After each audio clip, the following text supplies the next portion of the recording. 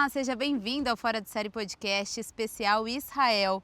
Antes de falar onde nós estamos hoje, eu quero lembrar você de se inscrever no nosso canal, ativar o sininho para você não perder nenhum episódio inédito direto aqui da Terra Santa. Bom, hoje eu estou aqui com o Miguel Nicolaevski. Tudo bem, Miguel? Tudo bem, graças a Deus. Que tal, Ana Carolina? Tudo bem, a gente vai desvendar muito aqui na Terra Santa sobre a infância de Davi. A gente ouve falar muito sobre a história dele depois que ele é ungido rei, né, Miguel? É verdade. E aí hoje o Miguel vai me mostrar o local por onde ele passou. Nós estamos aqui ao sul de Jerusalém, na fronteira com Belém. Onde você vai me levar, Miguel? Então, nós vamos descer por esse campo aqui, que é um dos campos de pastores aqui na região, em frente a Belém. E vamos tentar entender como era a vida do jovem Davi. Vamos lá? Vamos lá. Vem com a gente também. Nós estamos nas colinas da Judéia e você pode ver aqui muitas terraças, que são essas prateleiras de pedra que foram montadas aí, com o objetivo de reter a água no solo, a fim de facilitar o plantio de oliveiras, por exemplo, como muitas que nós podemos ver aqui. Isso já se fazia 3.000 anos atrás, na época de Davi, continua sendo feito até hoje. E hoje nós vamos entender um pouco sobre isso. E Miguel, Davi passou por aqui, por onde nós estamos caminhando? Com certeza, Davi passava por todos esses lugares aqui. Este é o cenário típico dos criadores de ovelhas na região de Belém. Ora, eles não pastoreavam lá dentro da cidade, eles pastoreavam em campos como esse. E o mais curioso é que não é apenas o espaço que a gente consegue imaginar como Davi vivia, como Davi pastoreava. O Miguel está me contando que tem uma gruta aqui que comprova que Davi e outros pastores vinham até aqui. Essa gruta servia, né, como um aprisco de ovelhas, né, Miguel? É verdade. E eu quero te mostrar como é lá dentro e os indícios que nós podemos ver. Bom, a gente chegou aqui então no que é chamado de Gruta de Pastores, é isso? Como essa, nós temos algumas centenas aqui na região, talvez milhares. Nós estamos sentados em cima de uma pequena parede dessa gruta, que é exatamente o elemento básico que é guardado há milhares de anos, de que essa gruta ela foi preparada para receber ovelhas e pastores por alguém, talvez há 3.000 anos atrás, como Davi, que estava por aqui. São grutas naturais, que se formam através da penetração de água da chuva, junto com a erosão e o transporte, que acaba levando o interior mais macio da gruta, quebrando a parede e formando grutas como essa em toda a Judéia. E essas grutas elas são muito agradáveis perto do calor intenso que está lá fora, né? Nós passamos por esse calor intenso, estamos aqui relativamente fresco, uma sombra agradável. Este é o aprisco, o abrigo que tanto os animais quanto os homens precisam nos dias de verão. E uma gruta preservada, né, Miguel, desde os tempos de Davi. Exatamente mesma, né? Como você está vendo aqui, era cerca de 3.000 anos atrás. E, claro, nunca vai estar exatamente como estava, porque a gente tem a modernidade, mas sim, a aparência da gruta, a geologia, a formação rochosa dela e o mais interessante aqui atrás de nós, a paisagem de Belém, a mesma que Davi via 3.000 anos atrás. Ali ficava a casa dele, dos seus pais. Nós estamos a menos de 500 metros da região central da cidade. E era aqui que ele vivia. Isso é maravilhoso, a gente poder sentar num lugar como esse. E imaginar, né, você estava explicando que quando Davi vinha, né, e colocava as ovelhas aqui, criou-se essa parede de pedras, né, para proteger.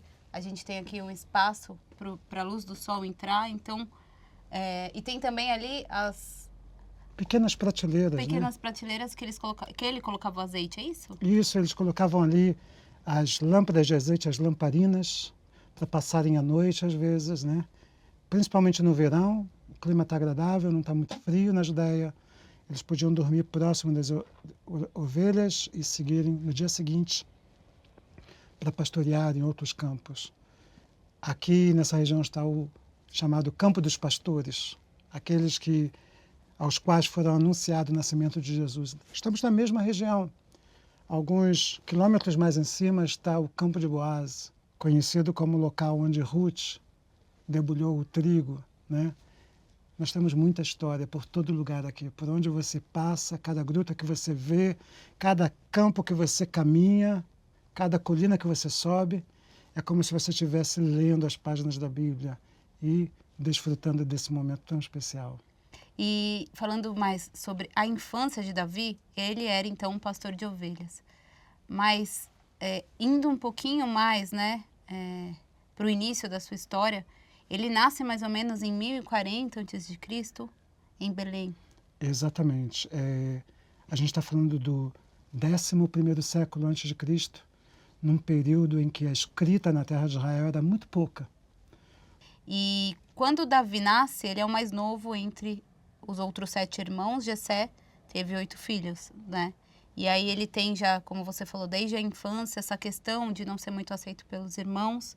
Ele já sofre essa, vamos dizer assim, a rejeição familiar, né? Desde novinho, né? Nós temos outra história parecida com essa, que é a história de Elimeleque, que acabou se tornando rei de Siquém antes de haverem reis em Israel.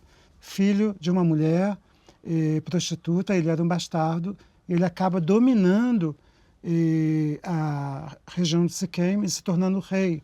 E agora, talvez, os próprios irmãos de Davi, eles estão preocupados porque ele é o menor.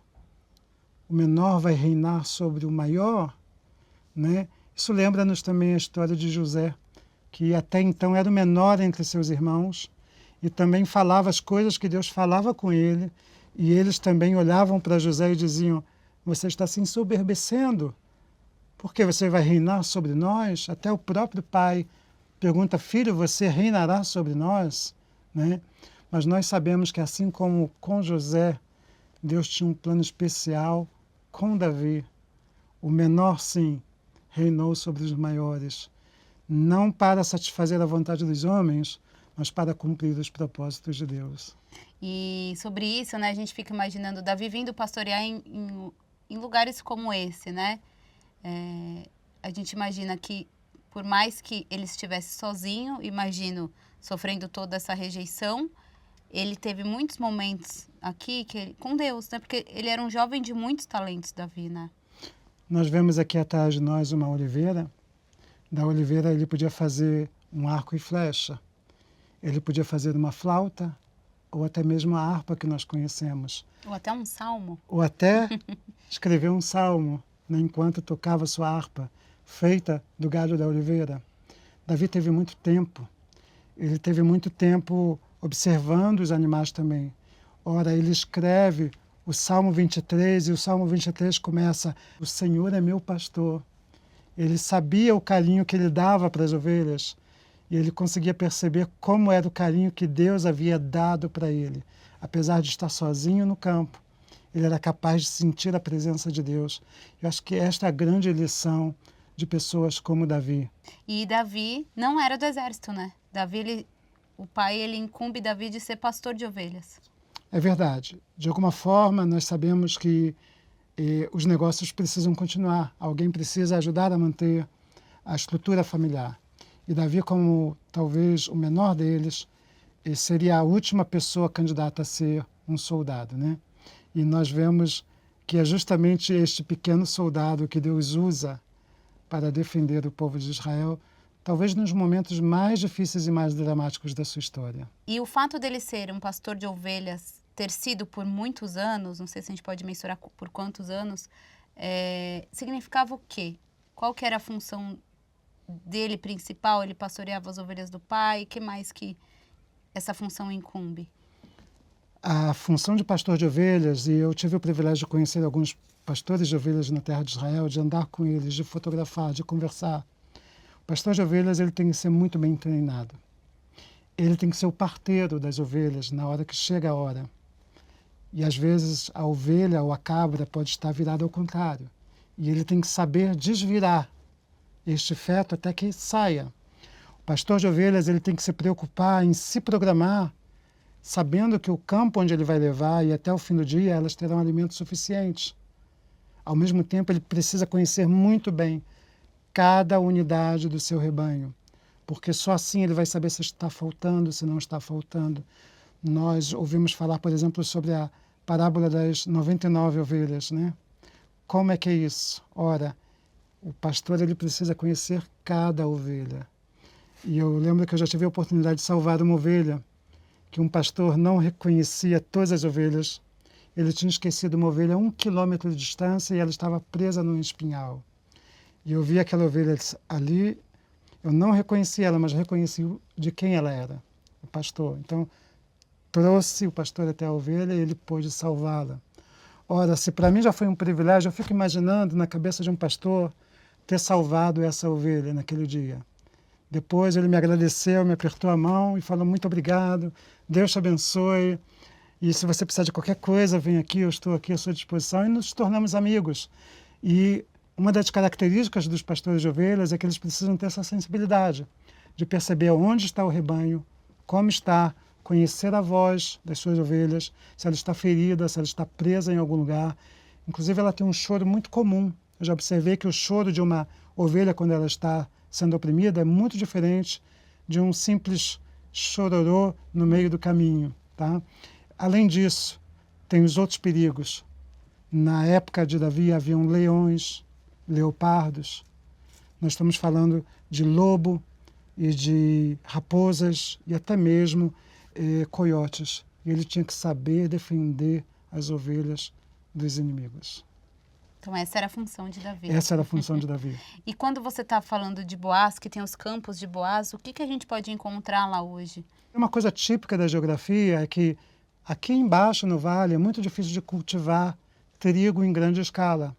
E nós vemos que no relato bíblico, Ruth, quando ela vai colher, ela colhe 20 quilos de trigo. É uma grande quantidade para um campo muito pequeno, tendo Boaz ainda que vender e dividir com os pastores. E se nós procurarmos aqui na região de Belém, só há um lugar onde você pode produzir grande quantidade de trigo, ainda dividir com os seus cultivadores, ainda vender no mercado e ainda sobrar para Ruth, né? Nós vemos que Boaz estava ali no celeiro, deitado naquele montão de trigo ali. Então, para imaginar melhor essa história, eu espero que a gente possa visitar um campo como esse. E tem também passagens de Davi ali, nesse local? Sim, nós temos justamente o caminho que Davi faz daqui de Belém para o Vale de Elá, para levar o alimento para os seus irmãos. Ele faz esse caminho, esta direção. Ele passa pelo campo de Boaz, desce pelo Vale de Elá, o Vale do Terebinto, e lá encontra o acampamento de Saul. São 38 quilômetros de distância, bastante longe, mas olha, Davi era bastante valente. Você consegue levar a gente lá? Vamos lá.